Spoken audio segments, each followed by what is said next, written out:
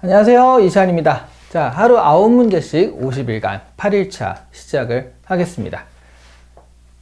먼저 언어논리 3문제는요, 미적 이해인데 세부적 매칭에서 그야말로 내용일치에 걸맞는 문제, 그러니까 매칭 해가지고 찾는 문제들을 좀 풀어보도록 할 것이고요.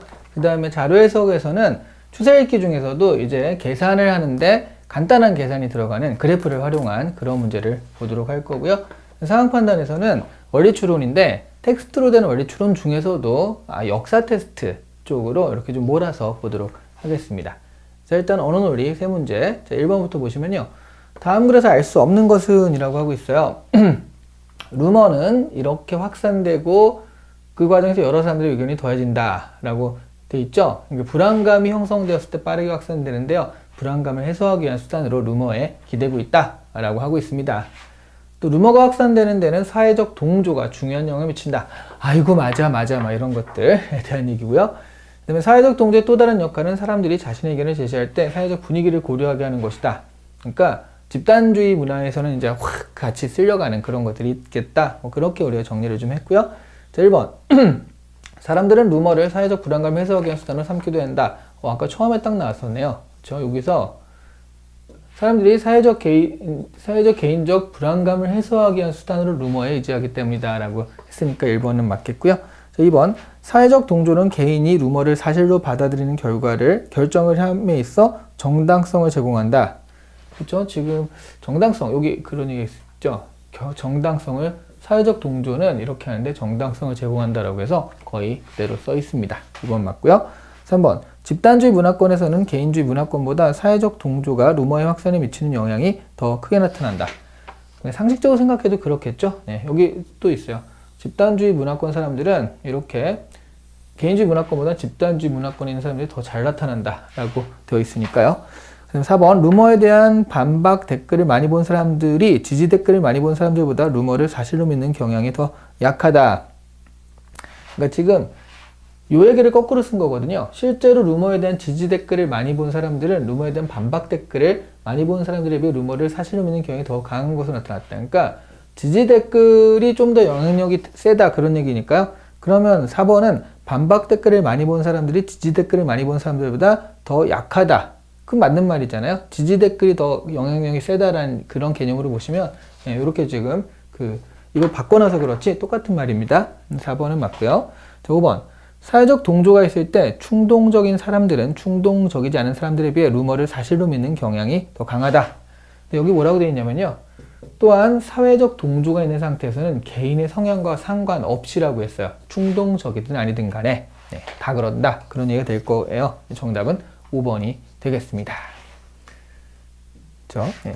자, 여러분 여기서도 아무래도 반드시 그런 건 아니지만 물론 1번도 있지만요. 이렇게 하나하나 체크하는 문제들은 가만히 보시면요. 뒤쪽에 답이 있는 경우가 굉장히 많죠. 이것도 지금 5번이 답이었는데 그래야지 여러분들이 끝까지 풀기 때문이에요. 1번, 2번인데 2번이 답이면 탁 하고 넘어가니까. 자, 그래서 이런 것들은 뭐 뒤에서 푸는 것도 하나의 방법이고요. 그리고 찍을 때는 뒤쪽에서 4번이나 5번 가운데 찍는 것도요. 좋은 방법이 됩니다. 그래서 좀 유사시에 필요할 때, 시간이 너무 없을 때는 얘네들은 뒤쪽에서 찍는다. 특히 내용일치 문제들은 그렇게 생각하시면요. 그래도 1%라도 더 가능성이 생겨요. 2번을 보시면요. 구글의 디지털 도서관은 출판된 모든 책을 디지털화하여 이렇게 하는 것이다. 어떤 거다라고 얘기했고요. 그 다음에 출판업계가 소송을 제기했는데 자기들끼리 합의를 했어요. 근데 연방법원이 오히려 이 합의안을 거부하였다라고 하죠. 왜냐하면 지식을 통합하는 거가 과연 옳으냐? 아니, 통합하면 뭐가 나빠요? 이런 게 나쁘다는 거죠. 이에 따라 사람들이 알아도 될 것과 그렇지 않은 것을 결정하는 막강한 권력을 구글이 갖게 되는 상황이 초래될 수 있다. 편집권을 자기들이 가지게 될 수 있으니까요. 그래서 통합해서 가지고 있으면. 자, 1번. 구글과 저작권자의 갈등은 소송을 통해 해결되었다. 안 됐죠? 아까 여기 보시면 소송을 제기하였고 합의안이 도출되었어요. 근데 연방법원은 오히려 거부했으니까 이게 해결이 안 된 겁니다. 자, 그리고요. 2번. 구글의 지식통합 작업은 사회계약의 전제 조건을 더 공고하게 할 것이다. 사회계약의 전제 조건이 뭐냐를 찾아봐야 되는데 여기 전제 조건이란 말이 등장을 하잖아요. 이러한 계약을 위해서, 사회계약을 위해서는 쌍방이 서로에 대해 비슷한 정도의 지식을 가지고 있어야 한다는 전제 조건이 충족되어야 하는데요. 그런데 이제 구글이 이렇게 되면 구글 쪽으로 정보가 몰리면서 비대칭성이 발생해 버리죠. 자, 그러니까 이거는 오히려 이 전제 조건을 깨는 게 될 거예요. 자, 그래서 2번 틀리고요. 3번 구글의 지식통합 작업은 독자들과 구글 사이의 평등한 권력관계를 확대할 것이다. 지식의 비대칭성을 강화하게 되니까 평등함이 깨지게 된다라고 하는 거죠. 오히려 4번 구글의 디지털 도서관은 지금까지 스캔한 1,500만 권의 책을 무료로 서비스하고 있다. 자, 여기 보시면요. 이미 1,500만 권의 도서를 스캔하였다만 있죠. 그리고 나온 건 저작 보호 기간이 지난 책들이 무료로 서비스되고 있는 것이지 이 1,500만 권이 전부 다 무료다라는 얘기는 알 수가 없죠. 네, 그래서 4번 틀리고요. 그럼 정답은 나머지 하나 5번이네요. 5번 구글의 지식통합 작업은 지식의 수집에서 편집권을 포함하는 것까지 확대될 수 있다. 요거죠, 요거. 그래서 가장 우려되는 상황이 이런 거죠. 예, 선별하고 배치하는 편집권 한까지 포함하게 되면서 이 사람들이 이것들을 알아도 될 것과 그렇지 않을 것들을 자의적으로 막 이렇게 배치할 수 있다. 이런 게 이제 문제다라고 했으니까요. 자, 그래서 정답은 5번 되겠습니다. 역시 5번이었네요. 자, 그리고 3번. 다음글에서 알 수 있는 것은? 이라고 했어요. 공동의 번영과 조화를 뜻하는 공화에서 비롯된 공화국이라는 용어는 국가라는 공동체 전체를 위해 때로는 개인의 양보가 필요할 수 있음을 전제하고 있습니다. 사회적 공공성 개념과 연결이 되는데요. 근데 이게 이제 사실은 민주와 공화는 서로 같이 갈 수가 없는 말이거든요. 그래서 한쪽으로 강조가 되었다. 자유민주주의 할 때도요, 민주주의보다는 자유가 강조되기도 했습니다. 근데 해방 이후 한국 사회에 널리 유포된 자유의 개념은 대체로 이런 것이었는데, 역시 자유 개념에 기초하고 있다라고 한다면 개인의 자유를 강조하면 사회적 공공성은 약화될 수밖에 없었다는 거고요. 여기서도 마찬가지예요. 잘 살아보세요가 공동체 전체라기보다는 우리 가족이라는 그런 그 개인주의의 약간 조금 더 확장된 형태 그런 거 정도죠. 그 결과 공동체 전체의 번영을 위한 사회 전반의 공공성이 강화되기보다는 사유재산의 증대를 위해 국가의 간섭을 배제한다는 논리가 강화되었던 것이다. 그래서 우리나라가 개인주의가 이런 식으로 더 발달되어 왔다. 그런 얘기가 될 것 같아요. 일본 한국 사회에서 자유민주주의라는 용어는 공화국 이념을 충실하게 수용한 것이다. 그러니까 아닌 거죠. 네, 아까 얘기했지만 공화국과 이거는 같이 갈 수 없다라고 했잖아요. 그래서 공화국보다는 오히려 자유민주주의라는 용어가 훨씬 더 멀리 사용되었다라는 것 자체가 같이 가는 게 아니라는 뜻이에요. 그래서 1번은 틀리고요. 2번 임시정부에서 민주공화국이라는 용어를 사용한 것은 자유주의 전통에 따른 것이다. 임시정부가 출범하면서 민주공화국이라는 표현이 등장하였고 이렇게 하는데 근데 한국에서는 오히려 이 사용이 기피되었고요. 이게 아닌 게 됐죠. 서로 이제 좀 배타적으로 돼버린 거예요. 자, 2번 아니고요. 3번 고전적 자유주의에서 비롯된 자유 개념을 강조할수록 사회적 공공성이 약화될 수 있다. 그런 얘기였잖아요.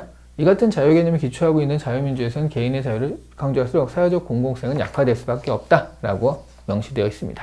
자, 그래서 정답은 3번. 자, 이 자유와 평등이라고 했을 때 자유와 평등은요, 사실 약간 모순되는 개념이기도 하거든요. 네, 이것도 마찬가지죠. 4번. 반공이 국시가 된 이후 국가 공동체에 대한 충성을 강조한 결과 공공성에 대한 관심이 증대되지가 않았죠. 반공이 국시가 되면서 공화국보다는 자유민주주의라는 용어가 훨씬 더 사용되었고 자유가 강조되었으니까 오히려 공동체보다는 개인주의가 조금 더 강조가 되었다라는 거예요. 5번 60년대 이후 개인주의와 자유민주주의의 결합은 공동체 전체 번영이라는 사회적 결과를 낳았다. 공공성은 더욱 후퇴하였다고 했거든요. 60년대 이후 급속히 팽배하기 시작한 개인주의에 결합하면서 사회적 공공성은 더욱 후퇴하게 됩니다. 자, 그래서 정답은 3번이었네요. 지금 여러분 우리 매칭하기를 앞에서부터 계속 풀어오고 있는데요. 여기 보면서 역시 잘 매칭하면 되기도 하겠지만 아무래도 큰 흐름의 얘기를 이해하면은 이 매칭하기가 훨씬 쉬워진다는 걸 많이 느끼셨을 거예요. 자, 그래서 이제 계속 이 글을 읽고서 이해하는 연습을 한다. 언어에서는 그런 것들을 자꾸 시키는 겁니다. 자, 4번을 보면요. 자, 이제 그 그래프에 있는 계산 문제인데 그래프를 활용한 계산 문제. 자, 이걸 볼게요. 보면 정말 그래프만 딱 나오는군요. 자, 기업 GDP가 높은 국가일수록 GDP 대비 국가 자산 총액이 작다. 이 그래프를 보니까요. 얘가 GDP네요. 이렇게 돼 있으니까 이 수치를 보면 얘가 GDP고 얘가 이제 그러면 GDP 대비 국가 자산 총액이 될 거예요. 그러면 GDP가 높은 국가일수록 요 순서대로, 요 순서일수록 그러면 GDP 대비 국가자산총액이 작아야 되면 얘가 여기 있으면 안 되고요. 411? 그러면 되겠네요. 410, 411, 412 뭐 이렇게 되면은 그렇게 될 텐데 얘 때문에 이제 기억은 틀렸죠. 이은 A국의 GDP는 나머지 5개국 GDP 합보다 크다. 와우. 이거랑 요거 다 더한 거를 해봐야 되는데 4,700, 5,000, 3,400, 5,000, 8,000 얘니까 8,000 한 2, 300 그 다음에 만 해봤자 13,4천이니까 18,000 그쵸? 네, 그러니까 니은은 맞네요. 자, 디귿 국가자산 총액은 F국이 D국보다 크다. 국가자산 총액은 아이고 여기 나와 있잖아요. 자, 이렇게 돼 있으면 요거를 넣다 놔두고 넘기면 되겠죠. 그러면 곱하기 GDP 분의 요걸 100으로 나누면 요게 이제 국가자산 총액이 될 겁니다. 자, 그러면 D국 같은 경우를 보면 D국이요. 그러면 GDP 곱하기 이거 2650 곱하기 522를 100으로 나누면 되겠고요. 그러면 26 곱하기 52 정도가 되는 거고요. 그 다음에 F국, F국은 요거죠. 아이고, 저 위로 가버렸어. 1400을 828, 그러니까 82 곱하기 1400 정도 되는 거겠어요. 자, 그러면 요게 한 82, 83 정도 되는 거고요. 그러면 얘가 8200. 자, 이거 두 자리 숫자 곱하는 거 아시죠? 쓸데없이 어렵게 하지 마시고요. 그냥 대충 분배 법칙을 생각하는 게 훨씬 낫다 그랬죠? 자, 이렇게 하면 82 곱하기 10 더하기 4가 되는 거니까 820에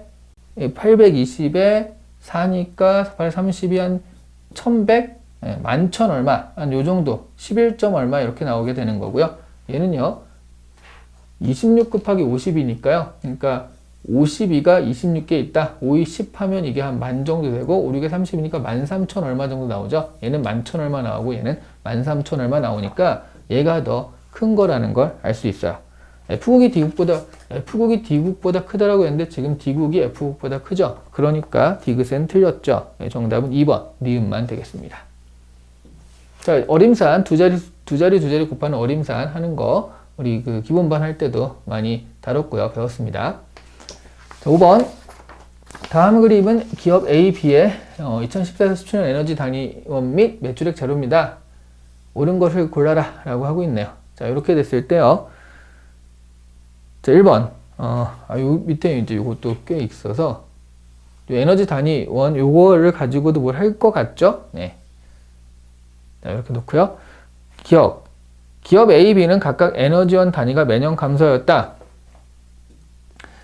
여기 보면 이게 에너지원 단위잖아요. 그쵸? 요게 매출액이니까 요렇게 된 게 매출액이고 요렇게 된 게 에너지원 단위면 얘는 감소한 게 맞는데요. 얘는 올라갔다 내려갔다 했으니까 여기서 올라간 게 있잖아요. 자, 그래서 기억은 틀려요. 니은 기업 A의 에너지 소비량은 매년 증가하였다. 자, 이건데요. 이게 이제 그 계산이 되는 거죠. 아이고, 귀찮아라. 옳은 것만을 모두 골라라 했으니까 기억이 들어가면 안 되면 1번, 4번이고요. 와, 니은은 피할 수가 없네요. 네. 기업 A의 에너지 소비량은 매년 증가하였다. 그러니까 지금 에너지 소비량은 요거 지금 살짝 밑에 있는데, 보죠. 에너지 소비량은 이렇게 가니까 에너지 단위 곱하기 에너지원 단위 곱하기 매출액이잖아요. 자, 그러면 가령 얘 같은 경우에는 0.25와 100을 곱하는 뭐 이런 식으로 이제 곱셈을 수행하는 겁니다. 그래서 숫자는 뭐 만만하네요. 0.25에 100을 곱하니까 만만하더라도 귀찮은 거 마찬가지죠. 25가 되는 거고요. 그 다음에 이렇게 30에 0.3이니까 90이 되는 거고 0.25에 400이 되니까 얘는 100대죠. 여기까지는 계속 증가했고요. 여기 보니까 0.2에 7이니까 140대 가지고 계속 증가한 게 맞네요. 자, 그래서 니은은 맞습니다. 디귿 2016년 에너지 소비량은 기업 B가 기업 A보다 많다. 기업 A 아까 2016년 했잖아요. 여기 이거 곱해서 100 정도 됐고요. 그 다음에 기업 B는 2016년은 여기죠. 800에 0.15니까 120이 됩니다. 자, 그래서 디귿도 맞으니까요. 정답은 5번 되겠습니다. 자, 그리고 6번. 다음 그림은 2004에서 2017년 갑국의 엔겔 개수와 엔젤 개수를 나타낸 자료입니다. 이름도 갑국입니다. 갑국. 자, 그래서 2004년에서 2017년 엔겔 개수, 엔젤 개수 있고요. 또 이렇게 이런 거 보니까 좀 귀찮은 문제가 될 것 같긴 합니다. 1번 2008에서 2013년 동안 엔젤 개수의 연간 상승폭은 매년 증가한다. 2018에서 그러니까 여러분 이렇게 나왔을 때도 이거 주의하셔야 돼요. 이렇게 보면 무조건 처음부터라 생각하는데 그렇지 않고요. 가만 보면 2008에서 2013이니까 여기서부터 여기거든요. 그렇죠? 그래서 이거를 정확하게 무조건 여기서부터 여기 끝까지 있다라고 생각하시는 분들이 있는데 꼭 그렇지 않습니다. 다시 이렇게 보시면 이거 어차피 안 나오나? 어차피 안 나오는 것 같은데 자 이렇게 보시면요. 2008에서 2013년 동안 2008에서 2013년 동안 엔젤 개수였나요? 뭐였죠? 엔젤 개수니까 윗대가리 위에 있는 거, 여기 있는 거, 여기 있는 거에서 그러면 연간 상승폭은 매년 증가한다. 그러니까 그냥 상승했다가 아니라 상승폭이니까 이거를 빼야 된다는 얘기거든요. 근데 이제 여기 보면 기울기가 이렇게 돼 있다가 이렇게 내려가잖아요. 그럼 이거는 이렇게 기울기가 이렇게 돼 있어야지 이게 상승폭이 증가하는 거지. 이렇게 돼 있으면 이게 그렇게 크게 증가한 건 아니거든요. 왜냐하면 그 다음에 이렇게 또 올라가니까요. 여기를 보면은 아마 요거보단 요거가 상승폭이 더 클 거라는 거죠. 그렇죠? 반대로 요런 거와 요걸 비교하면 아마 요거보단 요게 상승폭이 작을 거라는 거예요. 그렇게 좀 비교를 할 수 있습니다. 그렇죠? 네, 그래서 지금 2009년인가요? 이게 언제지? 네.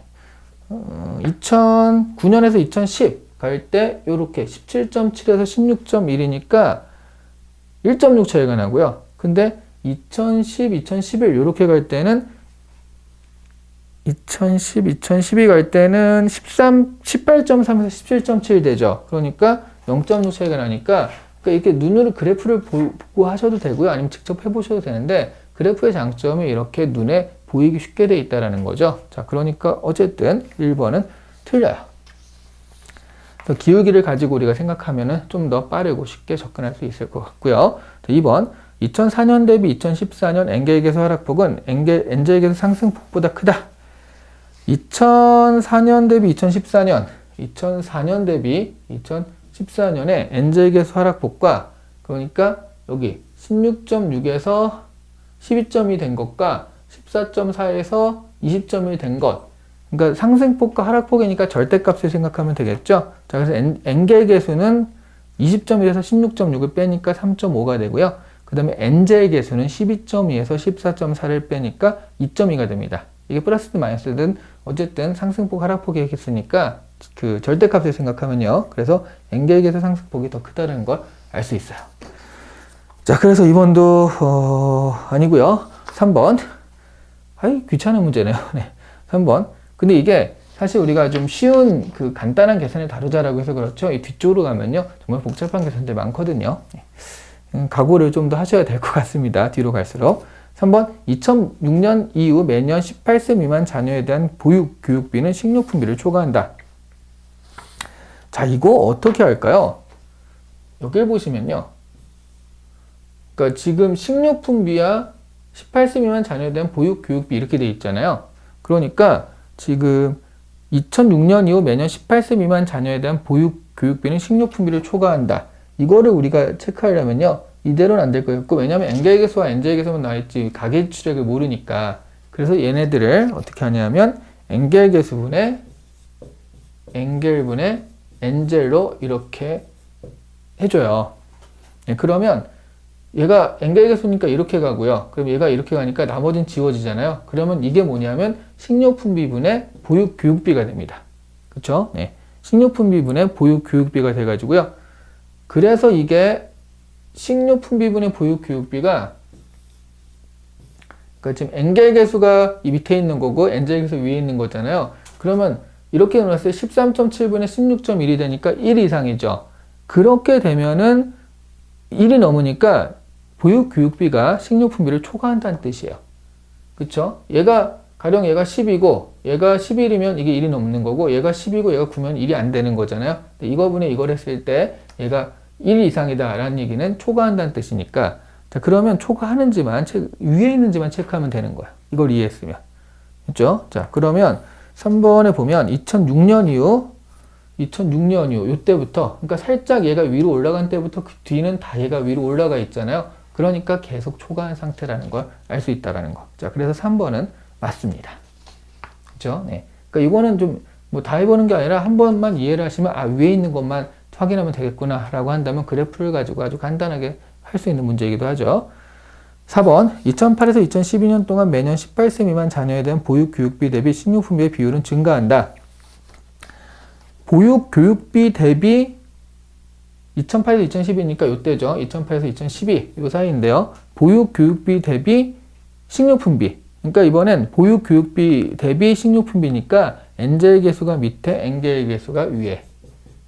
NJ 계수가 밑에 NJ 계수가 위에서 그 얘가 밑으로 하니까 이렇게 뒤집어진 상태가 되는 거죠. 네, 이렇게 뒤집어진 상태에서 이걸 체크하면 되겠어요. 그래서 지금 식료품비 비율은 증가, 보육교육비 대비 식료품비 비율은 증가한다 라고 했는데, 자, 그런데 얘는 올라가고 있고 얘는 내려가고 있죠. 그렇죠? 네. 자, 그래서 NJ 계수는 증가하고 N 계수는 감소하기 때문에 보육교육비 대비 식료품비 비율은 감소하게 되는 거예요. 자, 그래서 4번은 틀립니다. 그리고 5번이요. NJ 계수는 가장 높은 애가 가장 낮은 애에 비해 7.0%포인트 이상 크다. NJ 계수가 가장 높은 애를 보면요. 요거잖아요. 그러면 여기 20.5. 요 해가 되겠고요. 그 다음에 가장 낮은 애는 또 찾아보면 이거 NJ 계수면 요 정도요? 아, 여기 있네요. 14.4가 가장 낮죠. 자, 그러면 저 사이가 얼마냐 라고 하면 저게 이제 7까지는 안 나요. 그렇죠? 한 6.1 정도니까 7%포인트까지는 안 됩니다. 자, 그래서 3번이 답이라는 걸 다시 확인할 수 있었습니다. 자, 7번이요. 자, 7번은 이제 원리 추리가 되는데, 요게 이제 역사 텍스트를 좀 모아놓은 거라고 했어요. 자, 보시면요. 조선 정부가 부과하던 세금 중에서 농민들을 가장 고통스럽게 했던 것은 곡물이었다.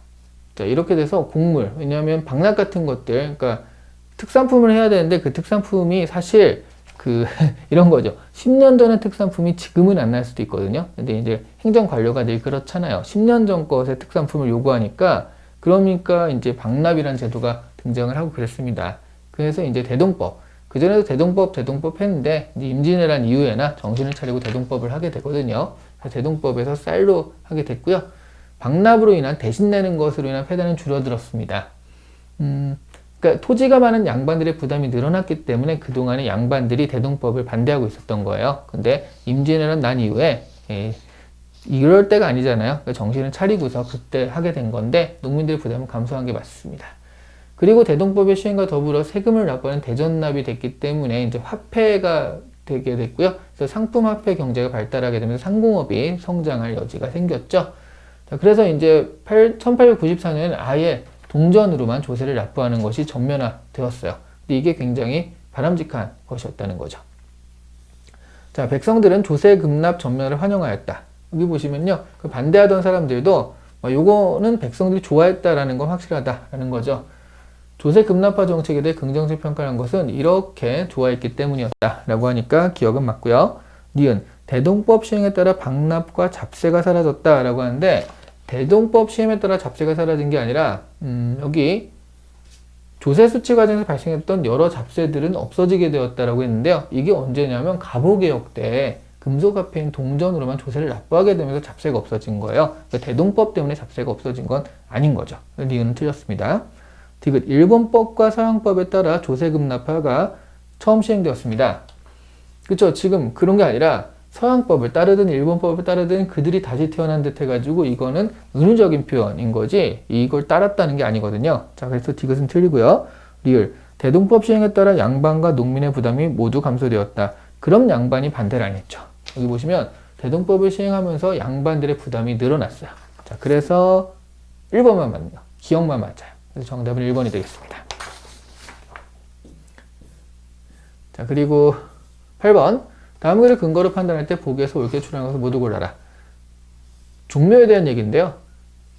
종묘는 역대왕들의 신의를 모시는 곳이었다 라고 해서 이렇게 얘기에 따르면 오묘제를 하게 되는데, 처음엔 그렇지 않았으니까 그러다가 이제 완성이 됐고요. 세종 이후로는 또 이렇게 돼가지고 나중에는 그러니까 그렇다고 그 전에 모시던 이 심리를 버릴 수는 없잖아요. 그러니까 또 다른 곳에 모시고 다른 곳에 모시고 하다 보니까 쫙 늘어지게 되었다는 거죠. 그래서 나중에는 이 정도까지 19위의 왕과 30위의 왕후 신주가 모셔졌으며 영령전에는 정제에서 옮겨진 15위의 왕과 17위의 왕후 신주가 모셔졌다라고 해서 굉장히 많이 버릴 수가 없어서 이렇게 됐습니다. 자, 기억. 정전에는 총 49위의 신주가 모셔져 있을 것이다. 맞죠? 왜냐하면 여기 보시면 정전에 종묘의 정전에는 19위의 왕과 30위의 왕후 신주가 모여져 있으니까 합하면 49위 맞잖아요. 네, 기억은 맞고요. 니은 영령전 서쪽 제1실에 익조의 신이가 모셔져 있을 것이다 라고 했는데 여기 이렇게 되니까요. 그러니까 얘가 이제 추존조인 사왕인데 여기서부터 시작인데요. 서쪽을 상석으로 했으니까 이게 익조가 아니라 목조부터 시작을 했다라는 거죠. 자, 그러니까 리은은 틀려요. 익조가 아니라 목조일 겁니다. 그 다음에 디귿 시대가 지남에 따라 정전은 동쪽으로 증축되었을 것이다. 서쪽이 상석으로 해서 이쪽으로 쭉 갔으니까 그러면 동쪽으로 확장이 될 거 아니에요? 그러니까 디귿은 맞겠죠. 그 다음에 리을 종묘를 건축했을 당시 정전 서쪽 제3실에는 탁주의 신의를 모셨을 것이다. 여기 종묘를 건축했을 당시 태조는 자신의 4대조 왕까지 추존하고요. 서쪽을 상석으로 1실에는 목조, 2실에는 익조, 그러니까 3실에는 탁조겠죠. 그래서 리을은 맞습니다. 정답은 5번이에요. 자, 9번. 그러니까 역사 텍스트로 가면 아무래도 이렇게 하나하나 체크하는 식으로 될 수밖에 없는 것 같아요. 그 다음에 9번. 텍스트의 성격 자체가요. 청렴은 수령의 본분으로 모든 선의 원천이며 모든 덕의 근본이다. 청렴하지 않으니까 세 등급이 있는데요. 옛날 청렴은요, 정말 아무것도 안 한 거예요. 능력이 아니라 아무것도 먹고 남은 것은 가져가지 않으며 원래 봉급에 아무것도 먹지 않고 낙향할 때 말 하나 끌고 가고 아주 청렴한 관리였고요. 그 다음은 봉급에는 명분이 바른 것, 그러니까 먹긴 먹는데 명분이 있는 것만, 먹고 남은 것은 집으로 보내, 이 정도. 최하는 지금 명분이 바르지 않은데 먹어요. 근데 규례가 되어 있지 않은 것을 먹지 않으며, 그러니까 그 법과 또 명분은 다르잖아요. 자, 그러니까 법에 그 저촉되는 건 아닌데 그래도 명분이 좀 껄쩍지근한 그런 걸 안 먹어야 되는데 그런 걸 먹습니다. 요즘 관리들은요. 그러니까 옛날식으로 하면 이건 형벌에 처했을 것이나 지금은 그런 것들을 그냥 인정하고 있다라고 해서 옛날 관리를 좀 더 높은 청빈, 청렴으로 치고 있는 거죠. 하지만 청렴하다 하더라도요, 과격한 행동과 각박한 정사, 그러니까 이런 거 일할 때요 너무 냉정하게 하고 그러면 안 된다는 뜻이네요. 그렇게 하면 별로 분자가 따를 바 못 된다라고 하고 있어요. 1번 정사가 각박할지라도 청렴한 수령, 분자가 따를 만한 수령이 아니라고 방금 말했잖아요. 1번은 아니고요. 2번 상산록에 따르면 청렴은 세 등급인데 조금 옛날에 청렴한 관리가 최상이다가 아니라 여기 보시면 아주 옛날에 청렴한 관리를 더 최상으로 치고 있는 것 같죠. 자, 그래서 2번 틀리고요. 3번 상산록에 따르면 명분과 관계없이 규례가 된 것만 먹는 수령은 오늘날과 아주 옛날 모두 청렴한 관리를 여겨졌다. 아주 옛날은 아니죠. 아주 옛날은 이럴 때거든요. 그리고 4번 상산록은 오늘날의 청렴한 관리보다 아주 옛날의 청렴한 관리가 상대적으로 더 청렴하다 평가했다. 그런 얘기네요. 이것도 뭐 예측하는 것 같지만 사실은 크게 개념을 이해하면 좀 쉽게 풀 수 있는 문제인 것 같죠. 5번 국제 고적사무는 상산록의 청렴 등급으로 볼 때 조금 옛날의 청렴한 관리에 해당하므로 모범이 될 만한 수령이 아니라고 그랬어요. 요거는 별로 좋지 않다라고 하고 있으니까 정답은 4번입니다. 자, 이렇게 우리 한번 찾아봤고요. 그러니까 지금 전체적으로 보면 이게 지금 초창기, 초반기라 그 내용일치 같은 것들이 지금 많이 나오고 있잖아요. 자, 근데 내용일치도 보시면 상황판단도 그렇고, 상황판단 이제 원리추론에 해당하겠지만 이런 것도 그렇고, 언어도 그렇고요. 전반적인 큰 흐름을 이해했을 때 이게 풀릴 가능성이 많고, 자료 해석도 그랬잖아요. 이거분의 저거 같은 경우도 개념을 이해하시면 조금 더 이게 쉽게 갈 수가 있습니다. 그러니까 우리가 연습하면서 이 전체적으로 무슨 내용을 얘기하는 걸까? 이런 것들을 자꾸 생각하면서 개념적인 이해를 하시려고 하시는 것이 조금 더 큰 흐름을 위해서는, 큰 문제를 가기 위해서는 더 좋은 방법이 될 것 같아요. 자, 오늘은 여기까지입니다. 수고하셨어요.